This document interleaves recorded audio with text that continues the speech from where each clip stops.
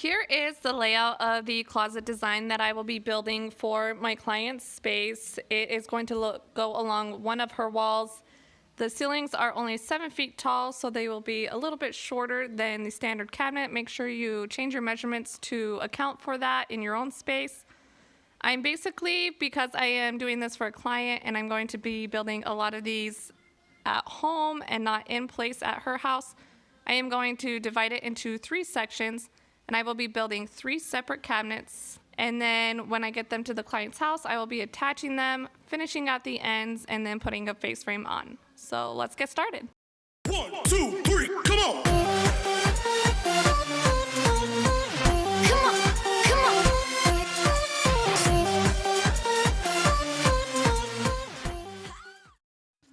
Here we are cutting down our melamine boards to the appropriate lengths and widths. I chose to use melamine because it's easy to clean, it's a great option for closets, and it would save a lot of time and money by not having to paint. It is, however, extremely heavy, and so I definitely recommend having a handyman helper with you so that you can maneuver it around with ease.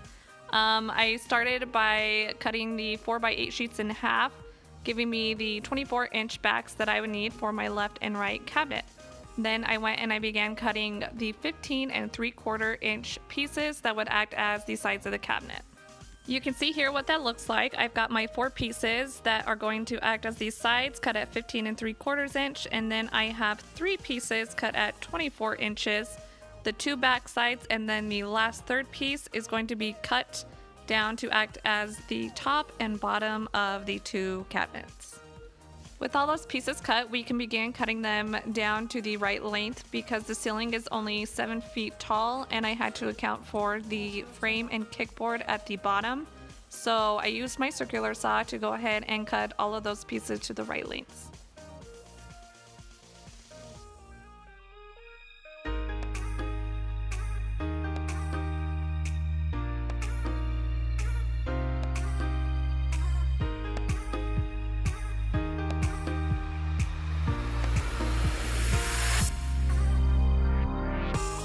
Here you can see that I cut that extra third sheet down to the lengths of 15 3/4 by 24 to act as the top and bottom of the shelves.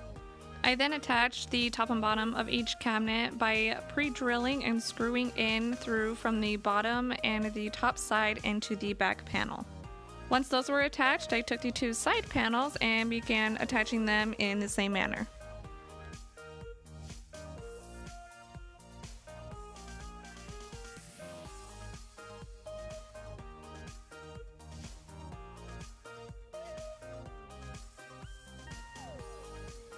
When it came time for me to attach the shelf, I found the best and easiest way was to cut out a spacer that was the distance that I wanted my shelf to lie. And I used that to mark a line on the inside of my cabinet as well as the outside of my cabinet.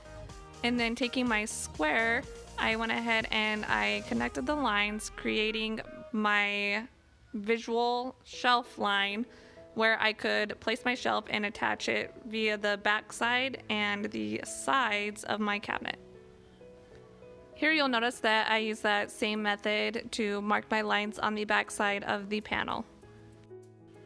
Also, as you continue to watch, you'll notice that I also make sure all of my corners are squared off before I attach the shelf.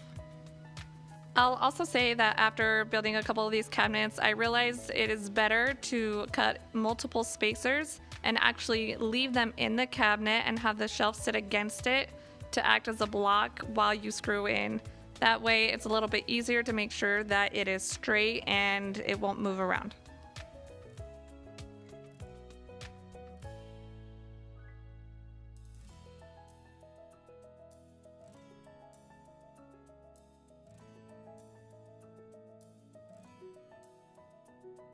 And many screws later, my cabinet is finally finished and my son decided to test it out.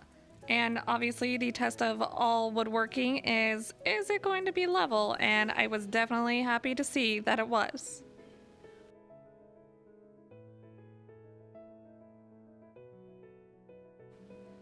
Okay, we've got our 2 cabinets built pretty much with a table saw and some screws. Built them both the same way. It went pretty smoothly. Other than it's just crazy heavy and hard to maneuver. Definitely takes two people to maneuver this one around. So now I'm going to build the middle cabinet that is going to go between those two cabinets. And the measurements are a little bit different. Went ahead and cut out the pieces on the table saw.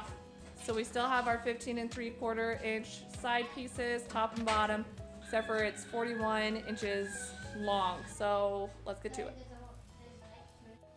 I decided to spare you the build since I built this the exact same way as I built the other cabinets, other than adding more shelves. Again, another tip that I learned was to just build and cut multiple spacers and using those to help space your shelves and align them. With the cabinets built, we get to take them over to my client's house and start assembling them. I started by assembling some 2x4s together to make the base of my cabinets. This is going to act as the kickboard. Then one by one, we began bringing in all of the cabinets and setting them on top of that frame after it was screwed into the back wall.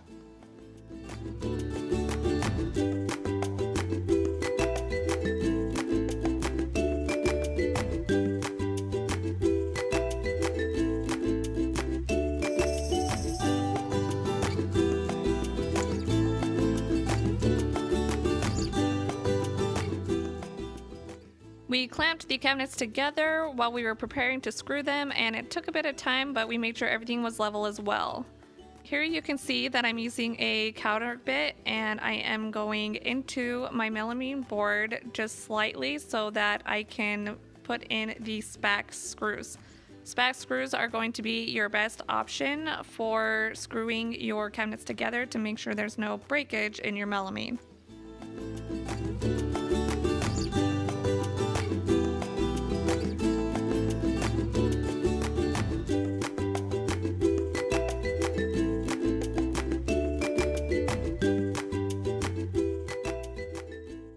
We then cut and fit the back panels on each side of the cabinet to finish out our closet wall.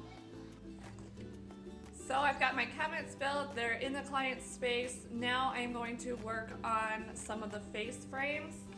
And what I'm going to be using is a select pine. It's a 1x material, and I'm going to cut everything to a width so that there is about a 1/4 of an inch overhang around all of the cabinet edges, and then each shelf will only have a small overhang unless I decide to do it flush with the shelf frame. So we'll see how it goes, but that's what I'm going to do right now. Definitely important to make sure you're labeling your pieces so that you know exactly where they go. We then attached all of the face frame using a nail gun.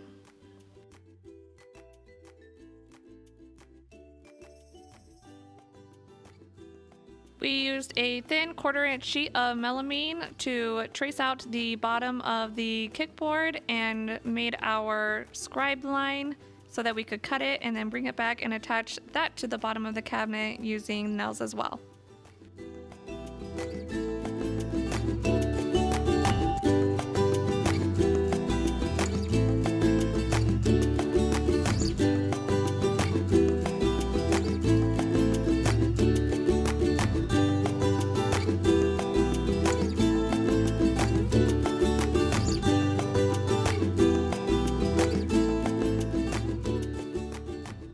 With the main cabinet finished, I went ahead and I attached the closet rods and did a thin bead of caulk around all of the seams and smoothed it out so it looked nice and seamless.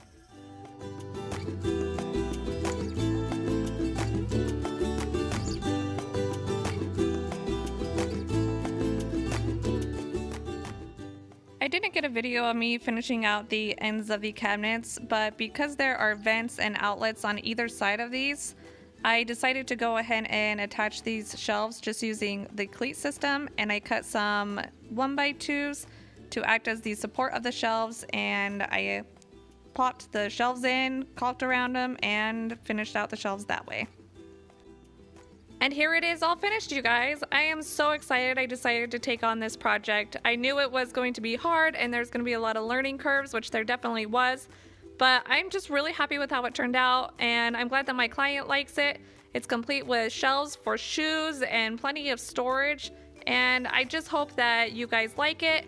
If you want to check out the floating shelf video, go ahead. I'll have a link in the description. And don't be afraid to start a project. You'll be surprised by your potential. I do appreciate all of the support. Please comment, like, subscribe, and we'll see you next time.